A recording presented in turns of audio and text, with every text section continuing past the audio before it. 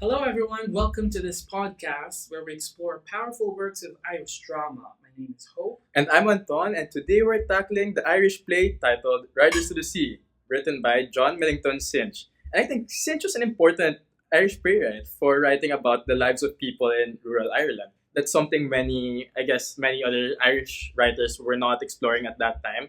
And that's what made Synge stand out for that time and for that collective. The play was set in the Aran Islands off the west coast of Ireland, and it is a very remote area. It's quite isolated as well, and we can see how this is portrayed in the play. Even though it's a short play, it's also quite intense, don't you think? Right. Right. Yeah, I think it's quite intense. I mean, it also focuses on the mother of a very poor family, and her name is Moria, who has already lost her husband and several sons to the sea. It's quite tragic. Yes, very poor. They just live in a cottage next to the sea. At the Yeah. start of the play, her last son, Bartley, wants to go out to the sea, which is where the tension really begins. Oh no. So, in this episode, we'll be discussing three main ideas. First, the role of fate and death through the sea. The second, the influence of Catholic beliefs. And the last one, the gender roles presented in the play. Okay, so I guess we can start with the sea. Because it feels very powerful. It's like a very powerful force in the play. It's not just part of the setting. It's not just their surroundings, it's not just their environment, but it's also what controls the characters' lives. The family depends on the sea to survive. That's where they get their resources, their food, their necessities. But at the same time, it's also the reason why they keep losing people they love. It's quite ironic as well, right? Right, like the source of your income, your Livelihood, needs, yeah. right? There's a strong idea that the sea represents fate. It's unpredictable, uncontrollable, and almost impossible to escape. From the start, the beginning, Moria already fears what might happen to Bartley, and as the audience or the readers, we also feel that something bad is going to I happen. just knew something bad was gonna happen somewhere in the start. There's a lot of like premonition, like there's dreams, Yeah, yeah. ambience in the beginning. There's almost no sense of hope, which creates this very heavy atmosphere. Ooh, it is heavy indeed. And I think what makes it even more powerful is that the play doesn't build on suspense like the usual way. We're not really asking if something bad will happen, but it also feels like we're something that's already been decided, something that's more of a question of when and how.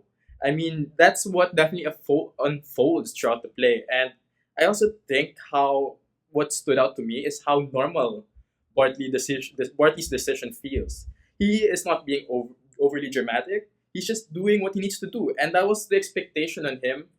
However, yeah, he definitely had to provide for his family despite these risks, and going to the sea is part of that responsibility.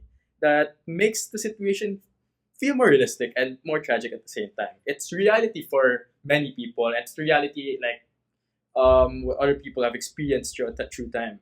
But as part of that humanity, the sea itself isn't described as evil.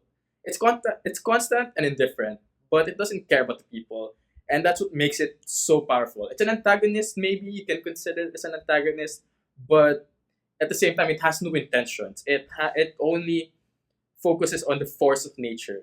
So yeah, on that topic of nature, what do you think of nature's inevitability to control the fate of its people? I think it's quite inevitable. They have no control over this. The people have no control over the sea, but it's the sea that have control over the people, right? Yes, I mean, nature really overpowers the humankind. We've seen it over and over again with the different facets of tragedy. So, like the nature, the sea doesn't also have emotions, but it still controls everything. Because of that, the characters don't really have control over their own lives. Even when Moria tries to stop Bartley, there's this feeling that it won't change anything. Almost impossible. By the end, when Bartley dies, it doesn't really shock Moria or her other daughters. It just feels inevitable. I guess the sea is also personified a lot in this play.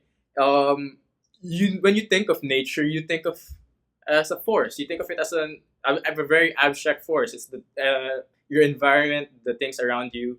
But yeah, the play definitely gives like a sense of personification to the sea. And going going back to that sense of inevitability, it's what makes the feel so tragic.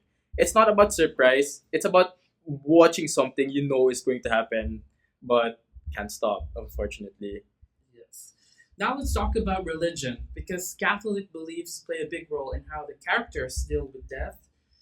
At the beginning, Moria is full of fear. She's anxious and trying to prevent another loss. She lost her husband, other sons.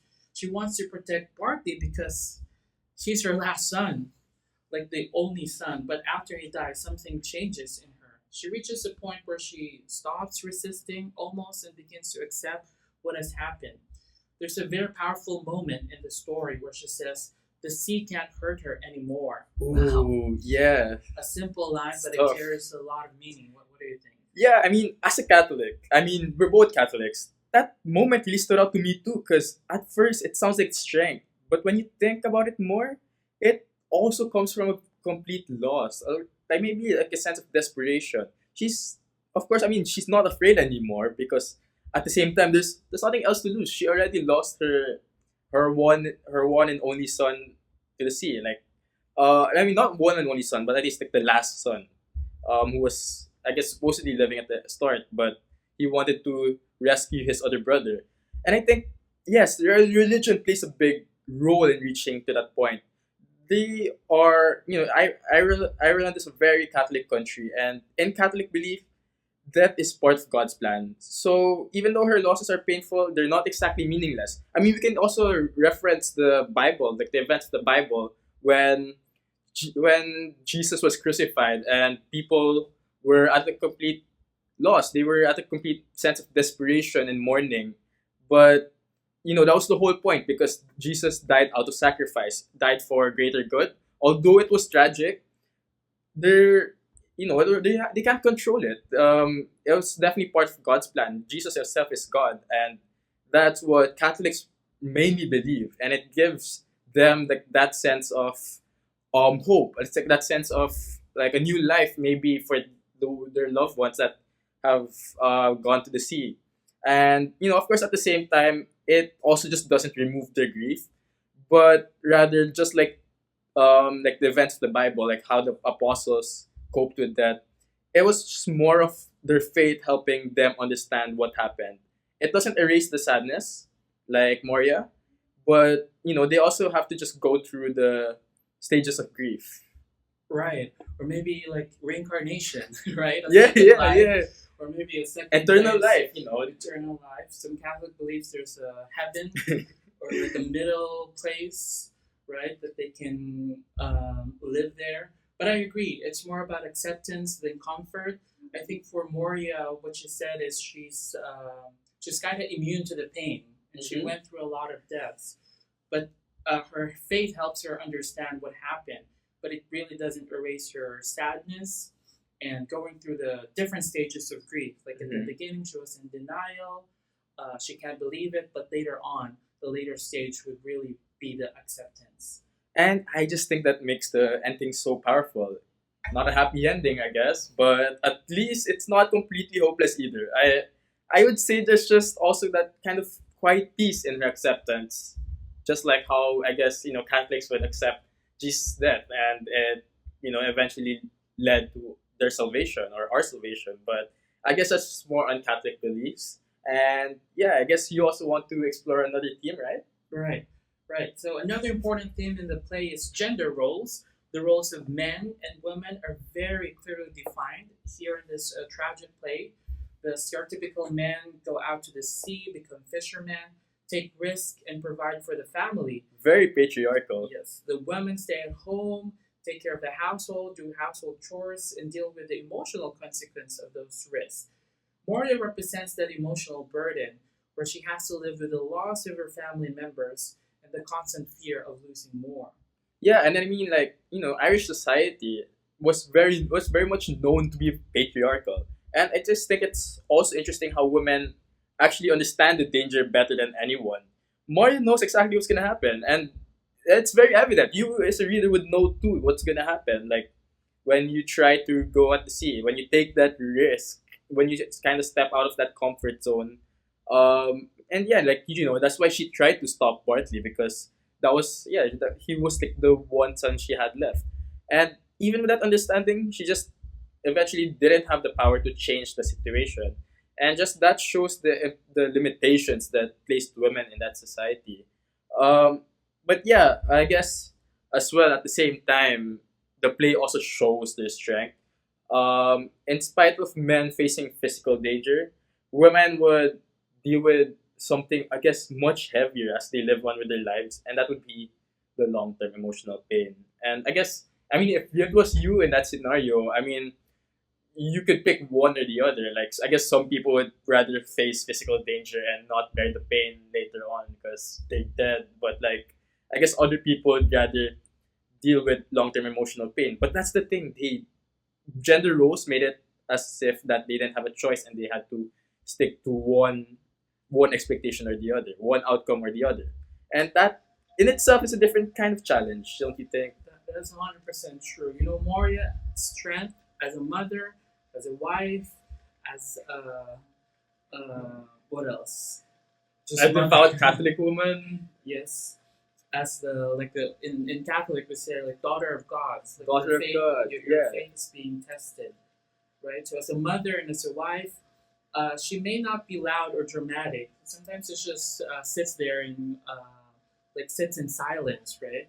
Just Yeah. busy, but it's actually very powerful to think that she is accepting these different challenges in her life. Yeah, and don't you think as well, like there's also maybe a bit of going back to Catholicism, there's maybe a bit of resemblance to like when Mary lost her only son with Jesus. I mean, she was definitely mourning, but you know, she also knew that it was for something better, something like God has planned for them. I guess what can we think of something better for Moria? I guess it would just be the ease of I guess it would ease like the burden of worrying no Yes. more because now that she lost her only son, you know they knew it was gonna happen, and just so they could get the knife out of the wound, um, you know, they would only like their only choice would be to heal from it and try to cope with that pain. But yeah, I mean, especially in her final speech, she's not exactly fighting anymore. She's not broken either, and so she kind of just reaches the point where she accepts everything that has happened, and and that way, acceptance becomes a form of control. And yeah, because that's if that's the only thing you can control. I mean, she can't control the sea, but you know she can control how she responds to it. Right, I like that idea. Like, the thing that you could do is just shed some tears, right? Like cry. For Cry, some yeah, people, it's like a sign of weakness, but it's actually a sign of relief. relief, your acceptance. You control your emotions. You can't control what's going on around you, Mhm. like death, but you can control what you feel, and I like that idea. I would say like acceptance is probably the best stage of grief because you've already gone past it. That's where you sort of understand what can I make out of this. What does this imply? What should I do about it now? And I mean, it never really, it won't, the play doesn't really explore what happens to them afterwards. And that's really just up for us to interpret that. And so, yeah, I guess, why do you think this still matters? I mean, it's written a long time ago. Right, like decades ago, its themes are still very relevant today. I mean, we still have people taking dangerous jobs to support their families, Oh, going out yeah. to sea, becoming fishermen, seafarers. Yeah, There's I a think I lot. guess politically right now, I mean, as Filipinos, you and I, you'd know that a lot of people would leave the country to support their families, to find opportunities where they can send money back home, and even though they have to work very, I guess, very difficult tasks or very labor-intensive tasks, they still have to do this because it's the only way they could provide more for their family, especially with the rampant corruption in the country, don't you think? I mean, it's quite similar. Right? I would connect those points together. Right. Not only fishermen, but we have like overseas workers Yeah. working in cruise ships, like marine biologists. Factories, even. Right. And I guess, like, right now, in terms of current events, there's a lot of Filipinos in the Middle East, too. I mean, that's also, like, a very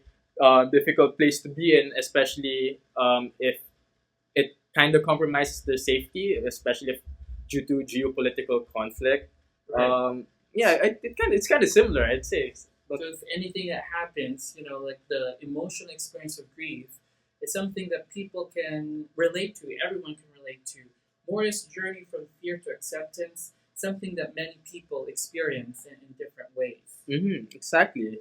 And so, that's what makes the play so effective. It's simple.